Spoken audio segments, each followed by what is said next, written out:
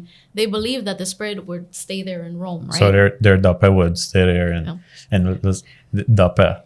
Yeah. So Like, do we pronounce it? Do you know if we pronounce it well? Like here in the island, don't Dape. know. I read online that it's Duppy, but I mean we have our little accent. Yeah, of course. Yeah. We switch everything up.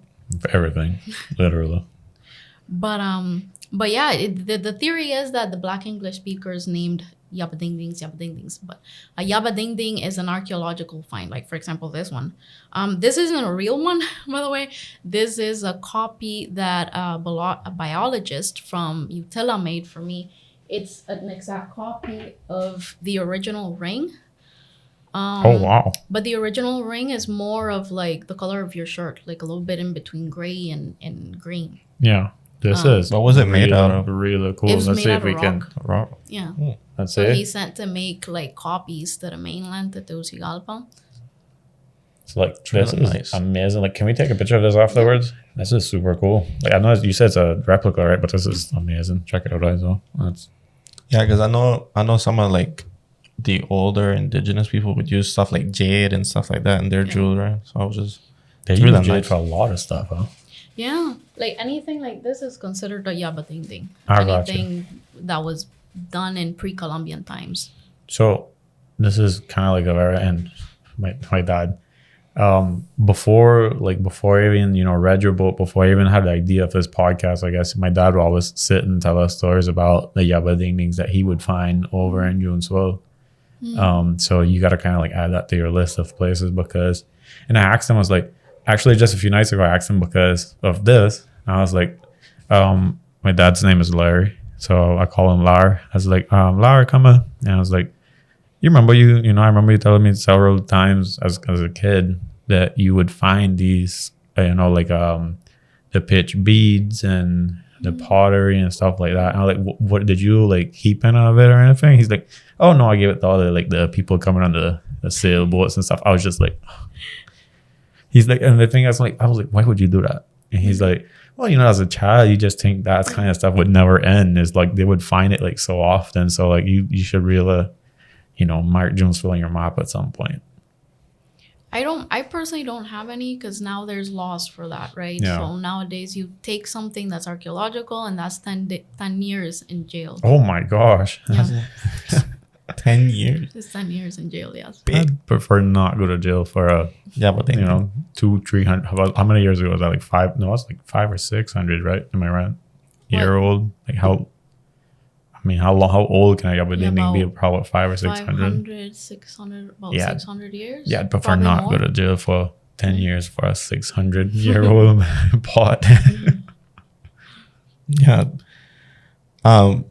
Where did you find the most on? Like, in what area did you find the most Yabadingdings? I kind of fun saying that word, Yabadingding. Yabadingding. I can't give you a specific place because they're everywhere. Right. Like they're absolutely everywhere. All you need is like a little pick and start picking on the ground and you can find them. Oh, really? Yeah, in Utila I'd find them everywhere. Like for example, Yabadingdings can be anything. It could be like even a rock like that they placed somewhere or that they cleaned up and they how do you polish? Yeah. Or maybe they like drew something on the rock, maybe. And Chiseled that counts as something well, into it. chiseled, yeah. Oh, okay. And they Gotcha. used to use them to create roads. Like for example, in Utila, if you go, like you get off the ferry, right, the Utila Dream, and then you start walking up on the left side, yeah. And most people don't notice, but if you see like the little small thin roads that go up, the ones made out of cement, and you notice like on the sides you're gonna find some rocks. The Indians placed them there, and those were landmarks that later on the English used to just pave streets. They used them as reference. So like we've been up those roads before because we actually have a cousin that lives right up there on Stort Hill. I think that's what it's called, right? Yeah. I've never seen anything like that here in Roatan. And again, we talked about my little time on Guanaja, but I really didn't see anything like that there either. So did we like how stuff like that here in Roatan, and maybe just someone just kind of paved over it or got rid of it or something? Maybe I imagine so, right? We had a lot. Yeah, there's a place in Gravel Bay at the top of the hill that's called the Table of the Indigenous People, and that's where they had one of their settlements. They were usually settled up on the hills, so you can find a lot of things like this pottery pieces. You're not gonna find the entire piece Yeah. nowadays, but you can find little pieces of pottery. Most of them are in museums. They're in museums in other countries as well. Like for example, the British Museum has a lot of Yabating things that were here.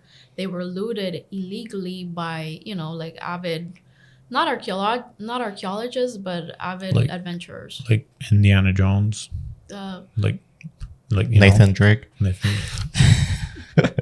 If you know, you know. if you know, you know. So all right, well, so there's what, probably like 3 or 4 stories of your Yaba Ding Ding searches in your book that I can remember. I guess it's probably more, probably less. I don't know. But do you have like any other one that is not in your book that you would like to share with us? Like some other story, I don't know, you just didn't have the time to, or maybe a story that happened after your book was already published. yeah.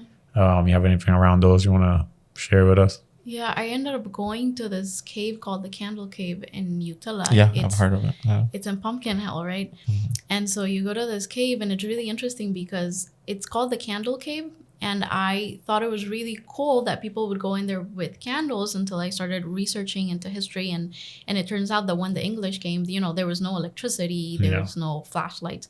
So they would put candles in the cave, and they would go in there and they would find things. So I went there twice. The first time that I went there, it was really cool. I have some really nice pictures. It made it all the way to Diario La Prensa. But the second time that I went there, the guy was setting up I had a guy, and he was setting up the candles, and we started feeling something very weird. Like in caves, you don't feel any wind. Nothing is moving. Yeah. And we would see like something that would like move like this, Wow. and you would see it go like swish. And it was my second time, so I didn't think anything would happen.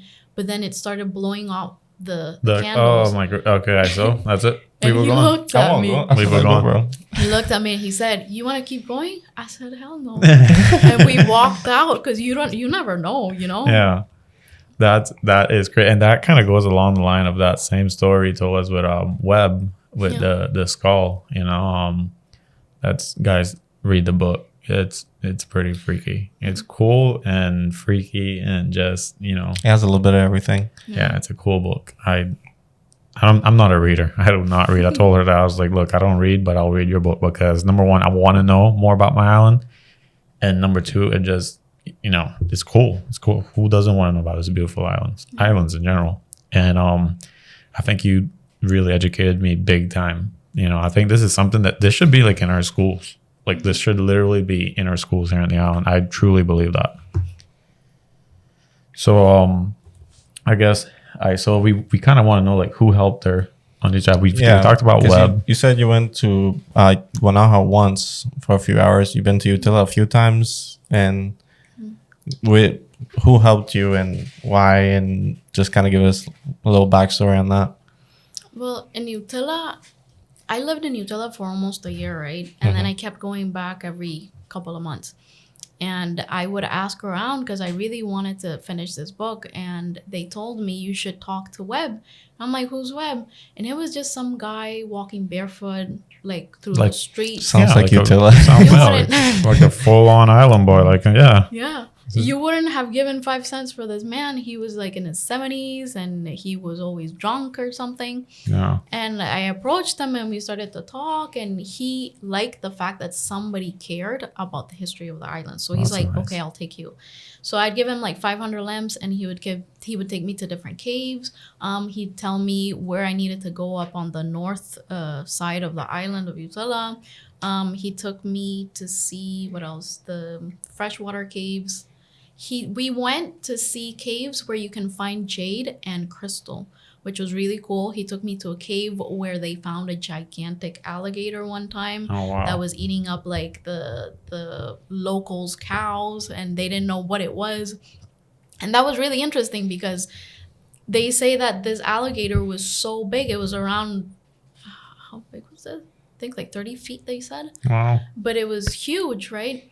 And if you read into the Petch history, there is a section where they talk in their history. They talk a lot about how their ancestors used to fight these huge, what do they call them? The way that they describe them, like nowadays, you know that it was an alligator, but to Yeah. them it was like a supernatural being. Oh wow, that's so cool. That is so cool. I'm getting like Far Cry vibes. Yeah. Like full on Far Cry. We're No, but we're makes gamers, sense. I'm sorry. Because back in those days, I guess since no one really hunted them, they would get really big. Yeah, Yeah. I can imagine. Oh, lizards. They would call them gigantic lizards. They Oh, were wow. supernatural beings. Yeah. Do you know how to like pitch words that you know like the meaning nowadays and stuff? Did you ever find out? I know. No, they're not so different from what they used to be, but what the information that they have now is so little. There are efforts from the government right now to preserve it, and they're trying their best. They have small little schools, but in the last 10 years, a lot of them have been closed. Oh, You wow. know, so they're really trying to keep it alive, but it takes a lot of money and a lot of effort to do it. Is there any places here in Roatan that goes really in depth with the history? Do you think that you would suggest people that want to come here and explore the island? Like, and I know we talked already about the place over in Gravel Bill, the native. I can't remember what exact words you used, but like I guess Isaac is asking more like, is there like a museum kind of Yeah. thing? You know, somewhere where They're working on it right now. The Roatan Marine Park is the one that has, you know, like they're trying to create right now cultural tourism. So they're working on creating this specific place in Gravel Bay called the Indigenous Table. They're trying to Okay. create like a touristic route for it and teach people about the history and about the importance of the indigenous people that inhabited the island. I'm part of the Preservation Society for the History and the Culture of the Bay Islands, and we're in the legal phase right now. But as soon as that's done, then we're starting like efforts to preserve from the cemeteries, which are really, really important. There's a lot of history there. Yeah, we want to create a museum as well where there's a lot of people who have offered to donate the things that they have, a lot of that's things. nice. That's really nice. Yeah, because I've heard of several locals who have like, you know, stuff that they've found in their backyard and under their house, and you know, it's kind of like stories similar to that one with Webb and the skull. You know, they were like digging, getting ready for construction, and then they just ran into something crazy. All right, well, so we talked enough, guys, about Yabudingdings and people. Let's talk a little bit about what everyone loves. Let's talk about food. You know, let's talk about island food. You know, in your book, there's a few pages in there about the local cuisine here in Roatan.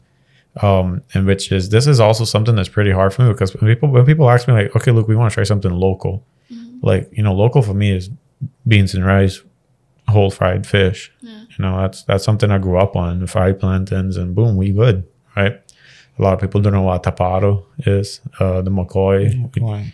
You know, that's Machuca. Machuca. That's also where, you know, that's the garifuna. However, it's sold all over the island at this point. Do you have like a, you know, favorite dish? And I guess we can kind of all state our own favorite, but we'll start off with you. Well, I have a favorite dessert, which is the duff.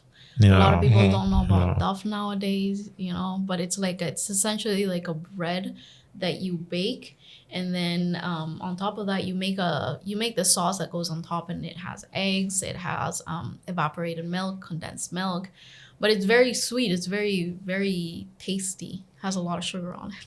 Do you know if there's like I'm trying to think of one, and I guess I can't, but do you think there's something, I guess we can probably post this in our social media if we do find something, but maybe something that the rest of the world can kind of compare it to, that, you know, like we would probably, that everyone else can kind of get it, which is, I guess there's pictures in your book of it.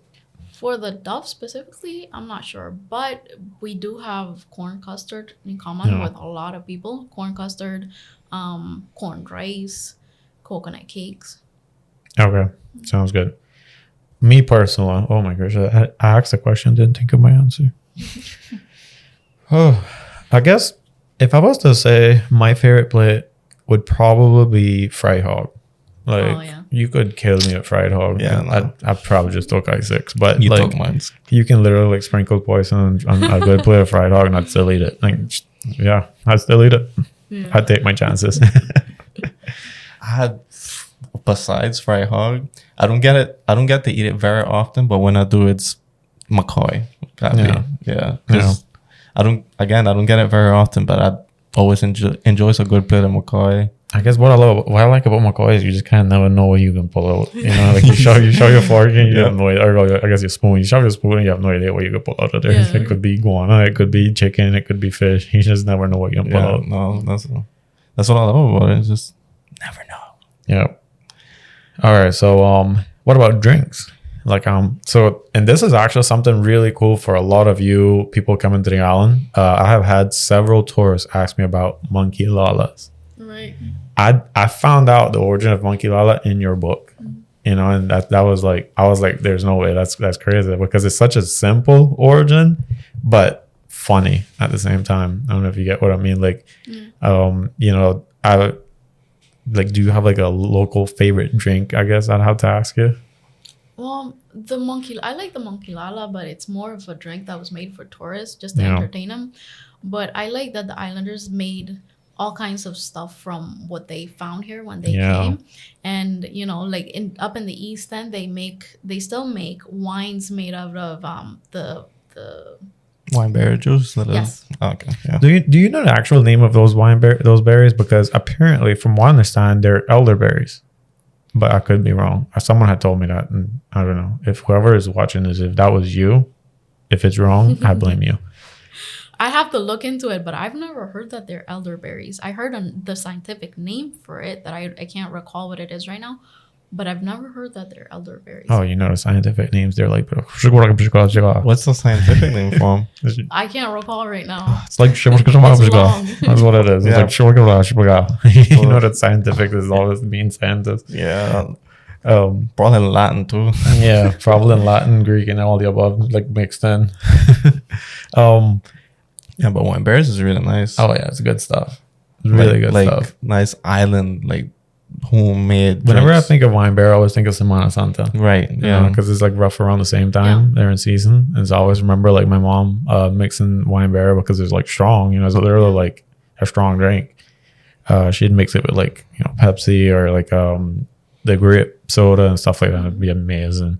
If I personally had to choose, and get ready, buddy, because you going next. If I personally had to choose, I would probably say I love hog plum juice.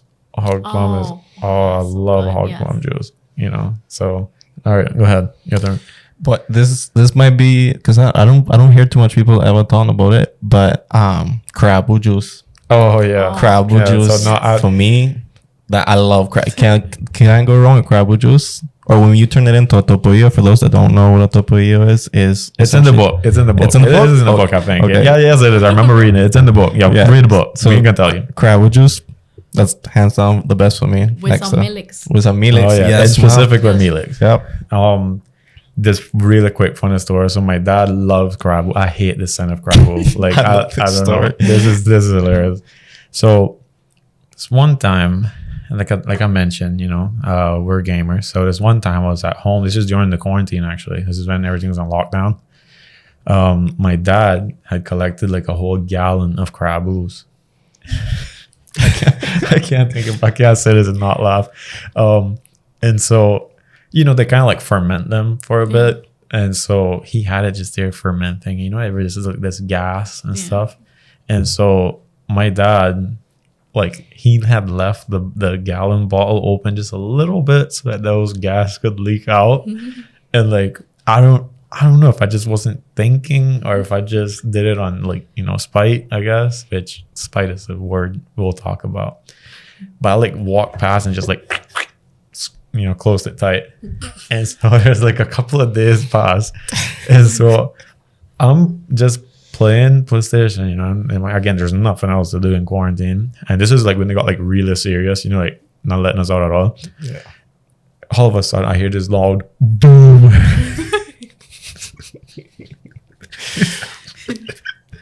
I walk outside my kitchen, there's like crab everywhere. Oh my god. My dad has curly hair, guys. I don't know where I get this hair from, but he had like curly hair. He had some of his hair, his mustache. It was like So did he everywhere. open it? I think he was going to try and open it. Because I remember this hair in the store, but it exploded. But I don't know if it exploded on its own. No, he or- was. I think he went to open some to like Mhm. make some, And it just shot out. He was like sweeping crab well like everywhere. Oh my gosh, that's the So I remember walking in and Literally. trying to get it off the roof. I'm yes, literally. like, how in the world? I know it was amazing. I don't know. So I think that's all the time we hold. Jericho, was such a pleasure. Thank you for being literally our first guest. Before we go, do you have any more projects coming up that we can know about, at least that you want to kind of mention on here, and so that people that read the book can kind of be on the lookout? We're gonna also attach like your social media and stuff at the bottom at the end of the video. But like if there's anything you want to specifically talk about before we leave. Well, I have a series that's coming up. Before the series is coming out sometime around July, sometime in the summer. Before that, we were just talking about it with my production team, and we were thinking about pulling out a film first, like a little short film of like 60 seconds or 60 minutes. I'm sorry, 60 minutes That's or a less. short film. A very short film. Don't blink. About the history of the Bay Islands. The series, the episodes, it's 12 episodes. It's a whole season, and all 12 episodes there's a whole story that's like around 2 pages long of information. Oh. And this story, we're gonna be telling it throughout all of those episodes, right? So the film is gonna be like a little short version of it, and then in the episodes we go in depth into all these different places that are in the book, places that I discovered afterwards, and that. All right. Well, that's so. And do you still have like a release date or nothing yet? No. A what? Like a release date? No, like- not yet. Do you have a title for what the series is going to be called? Or The series is called Caribbean Honduras, okay. and the Nice. first season, it's gonna be airing in Honduras, right? So it's in Spanish, but the first season is called Maravillas Ocultas, which is Cool. hidden wonders. Nice. All right. Well, guys, you guys heard it first here on the Rotan Island podcast, I think, unless you Yes. follow Jerica. First time? Okay. And if you don't follow Jerica, you guys got to. We'll attach, a link or something. I don't know what our producer will come up with, but anyhow. So we hope you guys enjoyed tonight's episode. We sure did. Jerica, we're friends now, so I hope you like this because you ain't getting rid of us. So, Thank you. one last shout out to the Galaxy Ferries. And Brady's Key, actually, who are both of our sponsors. Oh, there's Brady's Key right up here. Just one more thank you, I guess. And well, thank you, Jerica. Thank you, Thank you Jericho. so much. Thank you for coming by You're the best. and sharing with us. Appreciate it. All right. Wait, we got one more. Wait, we're having some technical difficulties. And oh, But yeah, guys. So that is all. Thank you guys for watching. Like, subscribe, follow, and share us on all your socials. check you later.